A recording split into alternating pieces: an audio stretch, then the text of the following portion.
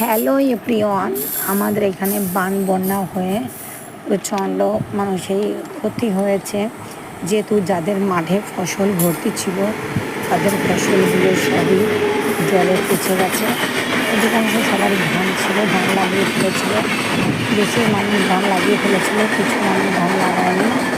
তো যারা লাগিয়ে ফেলেছিল তাদের কিন্তু প্রচণ্ড ক্ষতি হয়ে গেছে। আমাদেরও ধান ছিল, সেটাই 1 বিঘা বেশি বড় হয়ে গেছিলো। তো ধান লাগানো হয়ে গেছিলো লাগানো, তো সেটা হঠাৎ এরকম মানে বন্যা এসে তো পুরোটাই জাস্ট নষ্ট হয়ে যায়। এরকম শুধু আমাদেরই হয়নি, আরও অনেক মানুষেরই হয়েছে। তাতে তো মানে কি বলবো, বলার ভাষা নেই, খুবই খারাপ। কিচ্ছু করার নেই, এটা প্রাকৃতিক জিনিস। যদি এরকম হয় কিছু তো করার নেই, মেনে নিতেই হবে।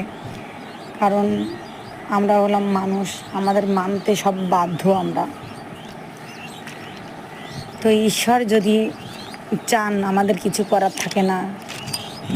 তো যেহেতু এটা প্রাকৃতিক জিনিস, এটা মানে বৃষ্টিটা এমনই, এটা প্রাকৃতিক জিনিস। তো আবার হঠাৎ যদি এরকম 1 মাস ধরে সমানে বৃষ্টি বৃষ্টি বৃষ্টি করতে করতে এরকম বন্যা, যারা বন্যা চেনেন বন্যা, যারা বন্যা চেনেন না বান চেনেন বান, তো সৃষ্টি হয় তখন কিন্তু সমস্ত ধানগুলো পচে যায়। ওই যে দেখা যাচ্ছে ওইগুলো কিন্তু অলরেডি ধান গাছ।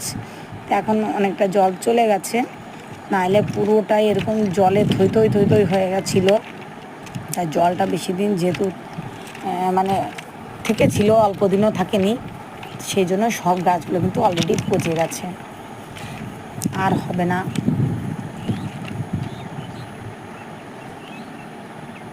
তার জন্য আমাদের সবারই মন মেজাজ প্রচণ্ড খারাপ।